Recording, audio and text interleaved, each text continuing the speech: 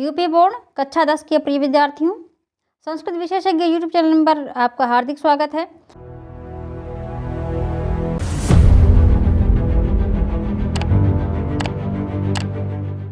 इस वीडियो में हम लोग कक्षा 10 संस्कृत के गद्य खंड के जीवनम निहितम वनि नामक पाठ के हिंदी अनुवाद को जानेंगे।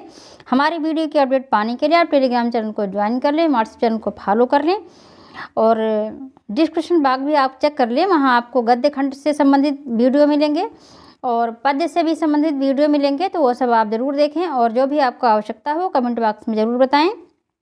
चलिए देखते हैं। 9वां पाठः जीवनम निहितम वनि।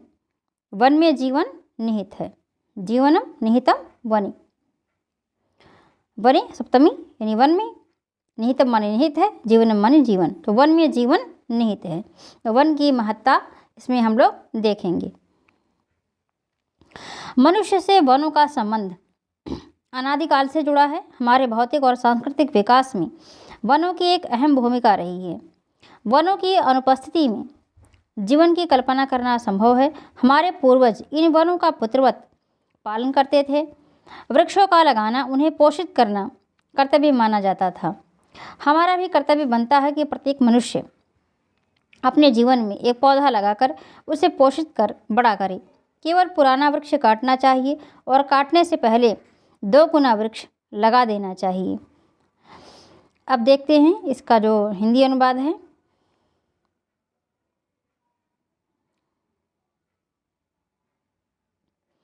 वनमिति शब्दः श्रुतमात्र एवं कमपि दरम आदरम वा मनसि कुरुते। दरम, दर माने डर, आदर माने सम्मान। तो वनमिति शब्दः, वन यह शब्द, श्रुत मात्र सुनने मात्र से ही, एवं कमपि दरम आदरम व मनसि कुरुते, मन में कुछ डर और कुछ आदर उत्पन्न करता है। तो पहले इसका वाचन देख लेते हैं। तत्र सिंह व्याघ्रादयो भयानकाः हिंस्रकाः पशो अजगरादयो विशालस्य सरीसृपाः वसन्ति। निर्जनता तु तादृशी यत् तत् छायायाम आपदि निपति तस्य जनस्य आर्तस्वरो मानव कर्णे प्रविशेदिति गुणाक्षरीयैव संभावना। प्रायशस्तु स वनगहन एव विलीयेतेति नियतिः। एतां स्थितिमेव विबोध्य संस्कृते मनीषिभिः अरण्यरोदन्याय उद्भवितः। सत्यमेव स्थितिम् एताम् अनुस्मृत्यापि धिया वपुष्येकपदे एव रोमाञ्चो जायते। परन्तु अस्माकं न केवलं भौतिकीय प्रत्युत सांस्कृतोऽपि विकासे वनानां सुमहान् दायो यत् आरण्यकोपनिषदादयः पराविद्या विवेचकाः ग्रन्थाः वनेष्वेव आविर्भूताः। वनस्थेषु तपोवनेष्वेव 10 मानवधर्मश्चतुष्टयात्मकं जीवनोद्देश्यं च उत्क्रान्तम् इति इतिहासः सुतरां प्रमाणयति। तस्मात् वनेषु अस्माकम् आदरोऽपि भवति। प्राक्तनैस्तु वनं विना जीवनमेव न परिकल्पितं। संस्कृतकवीनां वनदेवता कल्पना वानप्रस्थाश्रमे च वननिवास विधानं तदेव संकेतयति। एतदपि बोध्यं यत् प्रत्यक्षतो वनानि मनुजजात्यै यावद् ददति, परोक्षस्तस्तु ततो अप्यधिकं। तस्मादेव कारणात् प्राञ्चः स्वपुत्रकान्योपादपान् पालयन्ति स्म, जन्तूश्च रक्षन्ति स्म। अजर्यं तेषां तैः संगतम् आसीत्।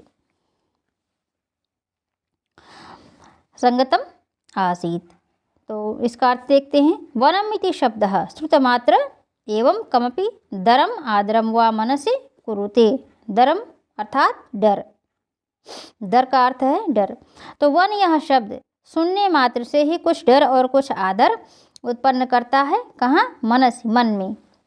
तो वन यह शब्द केवल सुनने मात्र से ही मन में कुछ डर और आदर उत्पन्न करता है। क्यों डर करता है? तत्र सिंह व्याघ्रादयो भयानका हिंस्रका पशो अजगरादयो विशालस्य सरीसृपाः वसन्ति। वहाँ सिंह, बाघ और भयानक हिंसक पशु, अजगर आदि विशाल सर्प आदि रहते हैं। सर्प आदि का मतलब है कि रेंगने वाले विषैले जीव रहते हैं, सरीसृप वर्गीय जो हैं।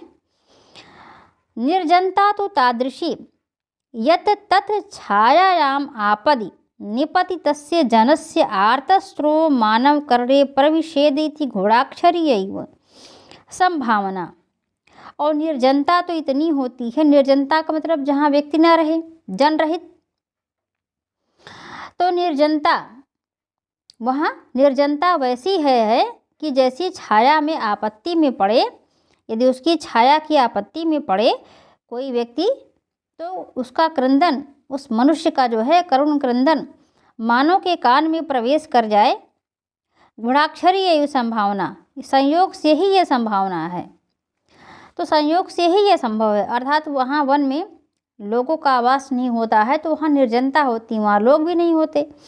तो निर्जनता तो इतनी होती है वन की कि उसकी छाया में आपत्ति में पड़ा व्यक्ति यदि करुण क्रंदन करे तो मानव के कर्ण तक उसकी आवाज़ पहुँचे, मानव के कान तक उसकी आवाज़ पहुँचे। ये संयोग ही है, अन्यथा नहीं है। तो बहुत कम ये उम्मीद है कि मानव के जो है कान में करुण क्रंदन की आवाज़ आए, इसलिए कि वहाँ निर्जन होता है, व्यक्ति होते ही नहीं। आगे देखते हैं। प्रायशस्तु स वन गहन एवं विलीयतेति। प्रायः वह वन की गहनता में स्वाभाविक रूप से विलीन हो जाता है। प्रायः यह वाक्य का मतलब जो आर्त स्वर है, जो करुण क्रंदन है, जो व्यक्ति विपत्ति में फंसा है, उसका करुण क्रंदन प्रायः जो है वन में विलीन हो जाता है, अर्थात उसे कोई सुन नहीं पाता। तो अब एताम स्थिति में विबोध्य संस्कृते मनीषिभिः अरण्य रोदन न्याय उद्भवितः। और इसी स्थिति को समझकर, इसी स्थिति को जानकर संस्कृत में विद्वानों ने अरण्य रोदन न्याय की कल्पना की है। अरण्य रोदन न्याय की कल्पना की है। सत्यमेव स्थितिम एताम अनुस्मृत्यापि, सत्यमेव स्थितिम एताम अनुस्मृत्यापि भिया वपुष्येक पदेव रोमांचो जायते। सत्य ही है। तो इस स्थिति को याद करके भी डर से शरीर में एकदम रोमांच हो जाता है। इस स्थिति को याद करके ही डर से रोमांच हो जाता है, अर्थात हमारे मन में डर उत्पन्न हो जाता है कि वहाँ कोई रहता ही नहीं। और परंतु अस्माकं न केवलं भौतिके प्रत्युत सांस्कृतिक विकासे वनानां सुमहान दायो यत् आरण्यकोपनिषदादयः पराविद्या विवेचकाः ग्रंथाः वनेष्वेव आविर्भूताः। ये तो डर की बात थी। अब आदर की बात क्या है वो देख लेते हैं। लेकिन परंतु अस्माकं न केवलं भौतिक प्रत्युत सांस्कृतिक अपि विकासे वनानां सुमहान, हमारे केवल भौतिक विकास में ही नहीं प्रत्युत का अर्थ है बल्कि सांस्कृतिक विकास में भी वनों का बहुत बड़ा योगदान है। हमारे भौतिक विकास में ही नहीं प्रत्युत सांस्कृतिक विकास में भी वनों का बहुत बड़ा योगदान है। क्यों? यत आरण्यकोपनिषदादयः, क्योंकि आरण्यक और उपनिषद आदि आध्यात्म विद्या पराविद्या विवेचका ग्रंथा वनेष्वेव आविर्भूताः। क्योंकि आरण्यक और उपनिषद आदि जो आध्यात्मिक ग्रंथ हैं, जो आध्यात्म विद्या का विवेचन करने वाले ग्रंथ हैं, वो वन में ही लिखे गए। और वनस्थेषु तपोवनेष्वेव 10 लक्षणात्मकों मानव धर्मश्चतुष्टयात्मकं जीवनोद्देश्यं च उत्क्रांतम इति इतिहासः। तो वनेस्थेषु तपोवनेषु, और क्या है, तो वन में ही स्थित, तपोवन में ही 10 लक्षणों वाला मानव धर्म, वनों में स्थित तपोवन में ही 10 लक्षणों वाला मानव धर्म। वनों में स्थित तपोवन का मतलब है कि वनों में जो ऋषि मुनि अपनी जो कुटिया बनाकर रहते थे वो तपोवन हुआ। तपस्या करने वाले लोग जहाँ हुए वो तपोवन हुआ। तो वनों में जो स्थित तपोवन हुआ करते थे, अर्थात जिसमें ऋषि मनीषी रहते थे, तो वनों में ही स्थित, वनस्थेषु वनों में स्थित, और तपोवनेषु तो वनों में स्थित तपोवनों में ही 10 लक्षणात्मको मानव धर्मश्चतुष्टयात्मकं जीवनोद्देश्यं च उत्क्रांतिम इति इतिहासः सुतरां प्रमाणयति। 10 लक्षणों वाला मानव धर्म पुरुषार्थ चतुष्टय से युक्त जीवन का उद्देश्य प्रकट हुआ। पुरुषार्थ चतुष्टय, धर्म अर्थ काम और मोक्ष, ये जो जीवन का उद्देश्य है ये प्रकट हुआ। अर्थात मनुष्यों ने वहाँ विवेचन किया और अपने विवेचन से जो कुछ लिखा, जो मनुस्मृति हम पढ़ते हैं, यहाँ तात्पर्य ये है कि 10 लक्षणात्मकों मानव धर्म जो मनुस्मृति है, तो 10 लक्षणों वाला जो मानव धर्म है और जो हमारे 4 पुरुषार्थ हैं, पुरुषार्थ चतुष्टय से युक्त जो जीवन का उद्देश्य प्रकट हुआ, ऐसा इतिहास अच्छी तरह प्रमाणित करता है। ऐसा इतिहास अच्छी तरह सुतराम यानी अच्छी प्रकार से, अच्छी तरह से प्रमाणित करता है। तो तस्मात् वनेषु अस्माकं आदरो अपि भवति। अब ये वनेषु अस्माकं है, वनेषु अस्माकं ऋण संधि हो गई है, तो वनेषु अस्माकं आदरो अपि भवति। तो इसलिए हमारे क्या होता है, मन में आदर होता है, इसलिए कि जो 10 लक्षणों वाले जो मानव धर्म लिखा गया, जिसमें पुरुषार्थ चतुष्टय को बताया गया, जीवन का उद्देश्य बताया गया, तो तस्मात् वनेषु अस्माकं आदरो भवति। तो इस तरह वन में जो है, वन से क्या हुआ, हमारे मन में आदर हुआ, वनों के विषय में हमारा आदर भी होता है, हमारे मन में आदर की भावना भी होती है, जिस कारण वनों के विषय में आदर भी है, आदर भी होता है। और प्राक्तनैस्तु वनम विना जीवनमेव न परिकल्पितम। संस्कृत कवीनाम वन देवता कल्पना वानप्रस्थाश्रमे च वन निवास विधानम तदेव संकेतयति। तो प्राक्तनैस्तु वनम विना, प्राक्तनैस्तु वनम बिना, यानी जो प्राचीन समय है, जो प्राचीन विद्वानों ने प्राक्तनैस्तु वनम बिना जीवनमेव न परिकल्पितम, प्राचीन विद्वानों ने वन के बिना जीवन की परिकल्पना ही नहीं की। तो प्राचीन जो लोग थे, जो पुराने लोग थे, जो हमारे पूर्वज थे, तो प्राचीन विद्वानों ने वन के बिना जीवन की कल्पना ही नहीं की, अर्थात वन आवश्यक उन्होंने बताया। एक वानप्रस्थ बताया, गृहस्थ वानप्रस्थ तो है ना, ब्रह्मचर्य गृहस्थ वानप्रस्थ संन्यास। तो इस तरह से वानप्रस्थ एक 25 साल के लिए वानप्रस्थ ही क्लियर कर दिया। तो इस तरह से प्राचीन विद्वानों ने वन के बिना जीवन की परिकल्पना नहीं की। और संस्कृत कवि नाम वन देवता कल्पना वानप्रस्थाश्रमे च वन निवास विधानम तदैव संकेतयति। और संस्कृत कवियों की जो वन देवता की कल्पना है, संस्कृत कवियों की वन देवता की कल्पना करना और वानप्रस्थ आश्रम में वन में रहने का जो नियम है, उसी बात का संकेत करता है, अर्थात वनों के महत्व का संकेत करता है। जो अभी ऊपर ये बात कही गई कि प्राचीन विद्वानों ने वन के बिना जीवन की कल्पना नहीं की, तो ये बातें इसी बात की तरफ संकेत करती हैं, उसी बात को परिपूर्ण करती हैं कि प्राचीन विद्वान वन के बिना जीवन की कल्पना नहीं करते थे।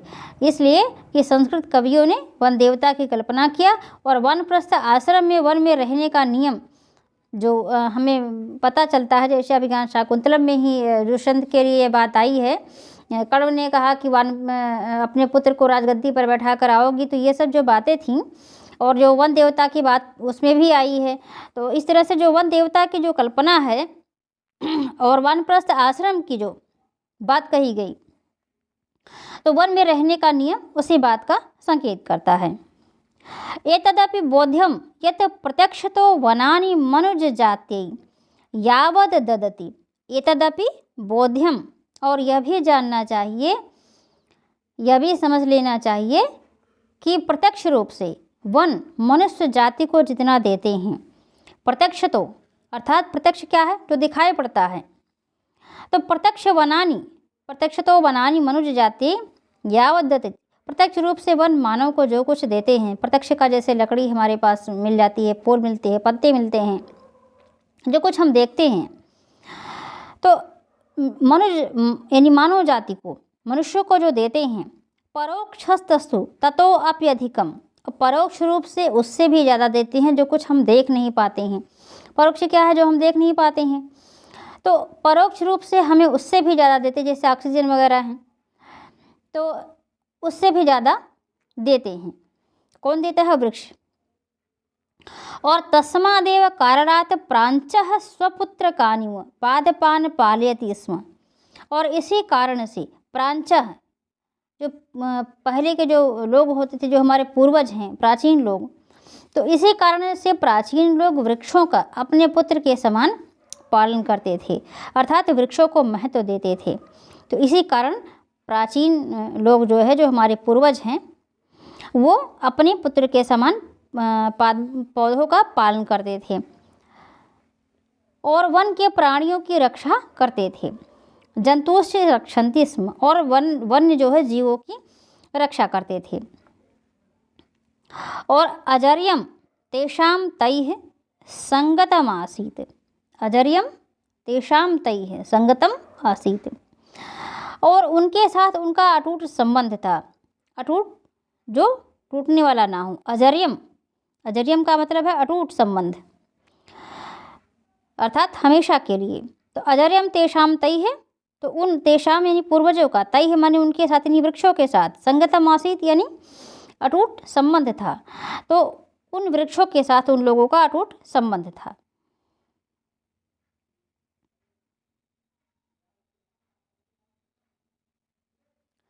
किंतु हंत निरंतर विवर्धित संख्यो,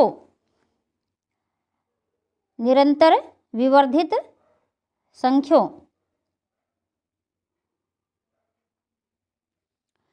विवृद्ध लोभो मानवः तात्कालिक लाभ हेतोः विचार मूढ़तया वनानि तथा अचिकृन्तत अचंकृन्तति च यत्तस्य निज जीवनस्यैव नैकधा भीरुपस्थिता जानात्येव लोको यज्जीवनम् अन्नमयम् अन्नं च कृष्योत्पाद्यं कृषि विकासार्थं समुचितं वातावरणं घटयितुं प्राकृतिकं सामञ्जस्यं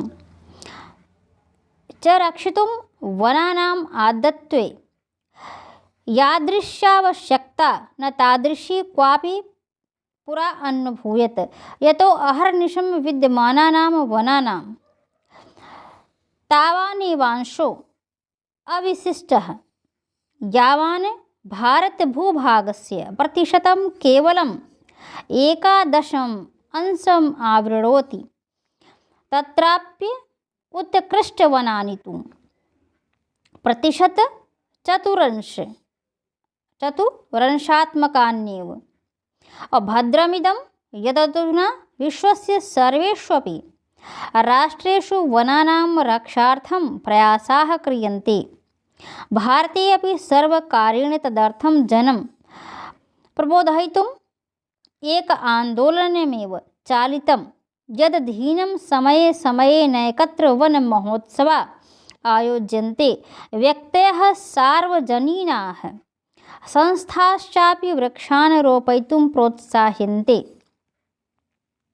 किंतु हंत, हंत अर्थात खेद है। अब यहाँ देखिए चिन्ह लग गया है विस्मयादिबोधक। तो किंतु हंत, किंतु खेद है, दुख है। क्या है? निरंतर विवर्धित संख्यो, निरंतर बढ़ती हुई संख्या, बढ़ती हुई आबादी। विवृद्ध लोभो, विवृद्ध लोभो और बढ़ा हुआ लालच। बढ़ा हुआ लोभ, बढ़ा हुआ लालच। मानवः तात्कालिक लाभ हेतोः विचार विमूढ़तया बनानी। मानव ने तत्काल यानी तुरंत ही प्राप्त होने वाले थोड़े से लाभ के लिए, मानव ने तात्कालिक थोड़े से लाभ के लिए विचार शून्य होने से वनों को इस प्रकार काट डाला है। तथा अचिकृंतत चंकृंतति च यत्तस्य निज जीवनस्यैव नैकधाभिरुपस्थिता। मानव ने इस प्रकार से काट डाला है वनों को, और भी काट रहा है कि उसके अपने जीवन को ही अनेक प्रकार से भय उत्पन्न हो गया है। उसके अपने जीवन को लिए अनेक प्रकार से भय उत्पन्न हो गया है। जानातेव लोको यद जीवनम अन्नमयम अन्नम च कृष्योत्पाद्यम।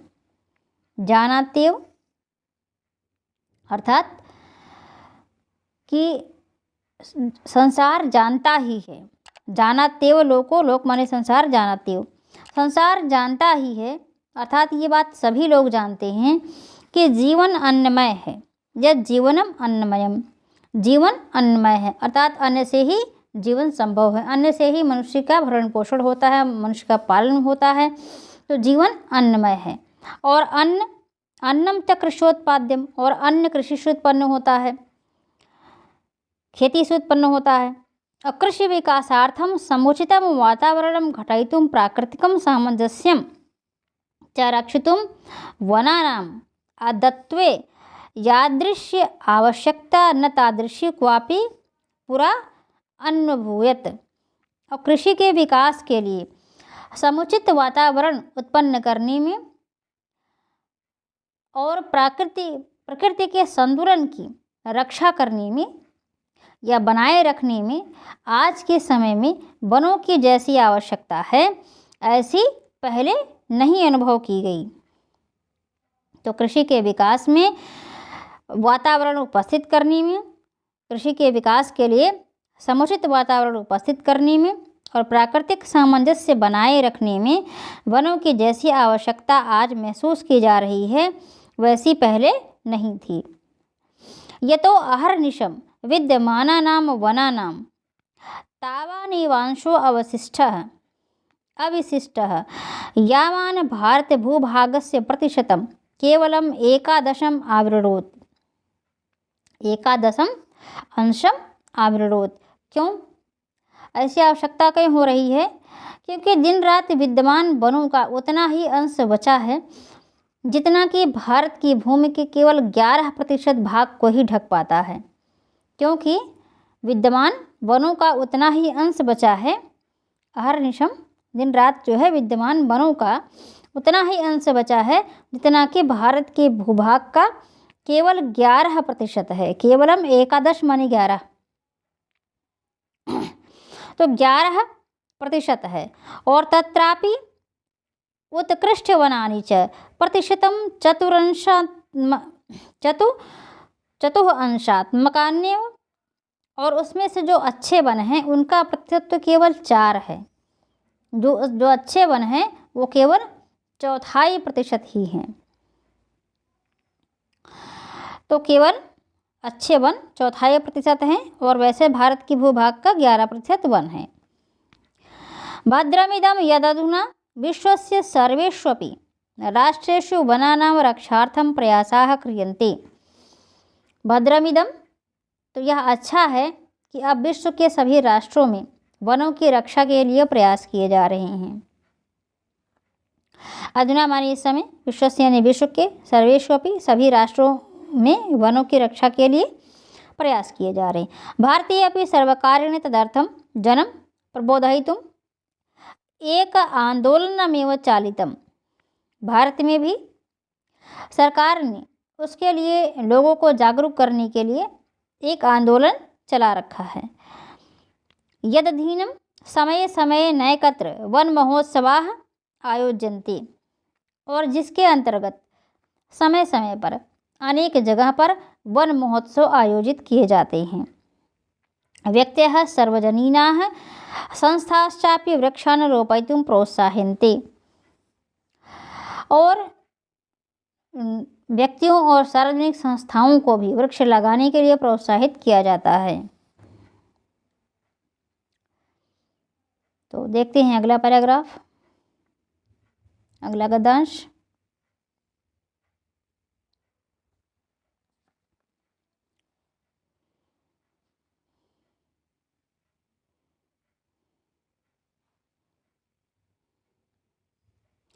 वन संघटकाः तावद् द्विविधा वनस्पतयः सविहगाः जन्तवस्य उभयस्मादपि मानवस्य लाभस्तद्द्वयमपि च यथायोग्यं रक्षणीयं।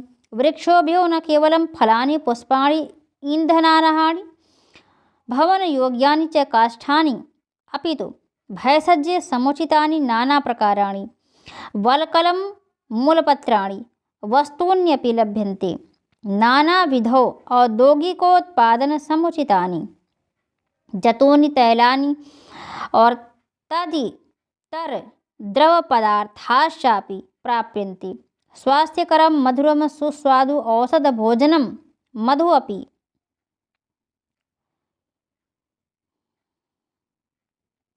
वनस्पतिभ्यः एव उपलभ्यते। कर्गदस्येव नाइलोन इति प्रसिद्धस्य उत्तमपटनिर्मितप्रयुक्तस्य सूत्रस्य उत्पादने अपि वृक्षविशेषाणां काष्ठमुपादानं जायते। तेषां शाखानाम् उपयोगो मञ्जूषपेटिकादिनिर्माणे क्रियते। रज्जवः कटाक्षापि वानस्पतिक उत्पादनमिति कस्या विदितम्। एवं विधस्य वनस्पतिसमूहस्य अविचारितकर्तनं न केवलं कृतघ्नता अपि तु ब्रह्महत्यैव महापातकमपि। सम्प्रति यावद् वनानां या हानिः कृता तत् पूर्त्यर्थ हरितवृक्षाणां कर्तनावरोधो नूतनानां प्रतिदिनम् अधिकाधिक आरोपश्च सर्वेषामपि राष्ट्रियं कर्तव्यं। वायुशुद्धि है, भूक्षरण निरोधः और पर्जन्य साहाय्यं च वनानां मानवस्य जीवनप्रदः परोक्ष उपकारः। तो अर्थ देख लेते हैं। वन संघटकाः तावद् द्विविधा वनस्पतयः सविहगाः जन्तवस्य। वनों के संघटक यानी रचना करने वाले तत्व दो प्रकार के होते हैं, वनस्पतियाँ और पक्षियों सहित जीव जंतु। वन संघटकाः तावद् द्विविधा। तो वनों के संघटक यानी रचना करने वाले तत्व दो प्रकार के हैं, वनस्पतियाँ और विहग यानी पक्षी, पक्षियों सहित जंतु, जीव जंतु। और उभयः इस्मादपि मानवस्य लाभः तद्द्वयमपि च यथायोग्यं रक्षणीयं। दोनों से ही मानव का लाभ है, इसलिए दोनों की यथायोग्य रक्षा करनी चाहिए। दोनों से लाभ है, दोनों की रक्षा करनी चाहिए। वृक्षोभ्यो न केवलं फलानि पुष्पाणि ईन्धनार्हाणि भवनयोग्यानि च काष्ठानि अपि तु भयसज्जं समुचितानि नानाप्रकाराणि वल्कलमूलपत्राणि वस्तूनि लभ्यन्ते। तो वृक्षोभ्यो न केवलं फलानि पुष्पाणि, वृक्ष केवल फल, पुष्प, ईंधन और भवन के योग्य लकड़ी ही प्रदान नहीं करते, अपितु भयसज्ज यानी जो हमारे आरोग्य पदार्थ हैं, जो दवाइयाँ हैं, तो इस प्रकार औषधियाँ, अपितु जो है औषधियों के योग्य नाना प्रकार के छाल और नाना प्रकाराणि वल्कल मूल पत्राणि। तो औषधियों के योग्य नाना प्रकार के वल्कल यानी छाल, जड़ें, पत्ते आदि वस्तुएं भी प्रदान करती हैं। और नाना विधो औद्योगिकोत्पादन समुचितानि जैतूनी तैलानि।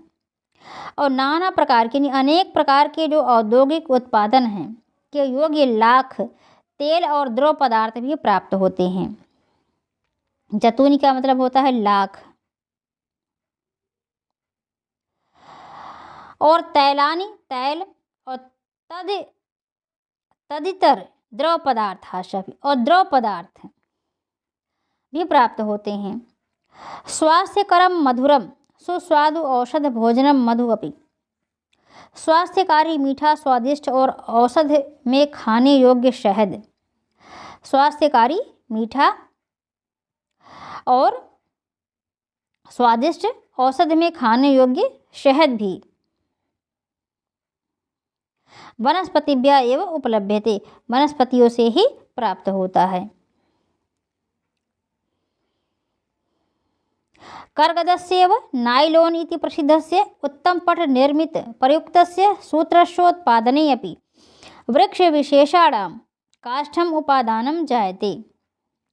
तो कागज, कर्गदेव यानी कागज के ही समान नाइलोन नाम से प्रसिद्ध उत्तम कपड़े के बनाने के काम में जो आने वाला धागा है, तो उत्तम पट यानी वस्त्र, तो वस्त्र के निर्माण में जो प्रयुक्त जो कच्चा माल है, तो कागज के समान नाइलोन नाम से प्रसिद्ध उत्तम कपड़े के निर्माण में जो आने वाला धागे के समान विशेष जो वृक्षों की लकड़ी है, वो सामग्री यानी कच्चे माल का काम करती है।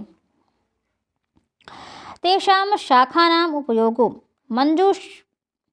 मंजूषा पेटिकादि निर्माणे क्रियते। उसकी जो शाखाएं हैं यानी वृक्षों की शाखाएं का उपयोग जो है वो संदूक, पेटी आदि के बनाने में किया जाता है। रज्जवः कटाश्चापि वानस्पतिकम उत्पादनम इति तस्या विदितम। और रज्जवः यानी रस्सियाँ और चटाइयाँ भी वनस्पतियों से ही बनती हैं। कट यानी चटाइयाँ। एवं विध से इस प्रकार वनस्पति समूह से अविचारित कर्तनम न केवलम कृतघ्नता अपितु ब्रह्म हत्येव महापातकमपि। इस प्रकार वनस्पतियों का बिना विचार किए काटना केवल कृतघ्नता ही नहीं है, अपितु ब्रह्म हत्या के समान महान पाप भी है। संप्रति यावत् वनानां या हानिः कृतां तत् पूर्त्यर्थम हरित वृक्षाणां कर्तनावरोधो। तो संप्रति यानी इस समय, अब तक वनों की जो हानि की गई उसकी पूर्ति के लिए हरे वृक्षों के काटने पर रोक और प्रतिदिन अधिक से अधिक नए वृक्षों को लगाना। नूतनानां प्रतिदिनम अधिकारोपणश्च सर्वेषामपि राष्ट्रीय कर्तव्यम। तो अभी तक जो हानि हो गई उसकी पूर्ति के लिए हरे वृक्षों के काटने से रोक लगाना और नए वृक्षों को लगाना हम सभी का राष्ट्रीय कर्तव्य है। वायु शुद्धि है भूक्षरण निरोधः पर्जन्य सहायम च वनानां मानवस्य जीवनप्रदः परोक्ष उपकारः। वायु की शुद्धि, पृथ्वी के कटाव को रोकना, भूक्षरण निरोध यानी पृथ्वी के कटाव को रोकना, और मेघों की सहायता करना, वनों का मनुष्यों को जीवन प्रदान करने वाला परोक्ष उपकार है। तो वायु की शुद्धि करना जो हमें ऑक्सीजन की प्राप्ति होती है। अब भूक्षरण निरोध यानी भूमि के कटाव को रोकना। यदि वृक्ष नहीं होंगे तो मिट्टी सब बह जाएगी, तो भूमि से जो है मिट्टी का कटाव रुकता है। और पर्जन्य सहायम, पर्जन्य के सहायम यानी मेघों की सहायता करना, बादल के बनने की जो उपस्थिति प्रदान करना है, तो मेघों की सहायता करना वनों का मनुष्यों को जीवन प्रदान करने वाला परोक्ष उपकार है जो हमें दिखाई नहीं पड़ता। तो ये परोक्ष हो गया जो दिखाई नहीं पड़ता, और प्रत्यक्ष में तो फल फूल पत्तियाँ सब हम ले ही रहे हैं, लकड़ियाँ ले रहे हैं, फल फूल पत्तियाँ पा रहे हैं, तो औषधियाँ पा रहे हैं। इसके आगे के गद्य खंड आपको अगले वीडियो में मिलेंगे पार्ट 2 में। और इस वीडियो में इतना ही। आशा है यह वीडियो आप सभी के लिए उपयोगी होगी। कक्षा 10 संस्कृत के गद्य एवं पद्य के सभी वीडियो आपको क्रम से संस्कृत गद्य भारती एवं संस्कृत पद्य पीयूषम के प्लेलिस्ट में मिल जाएंगे।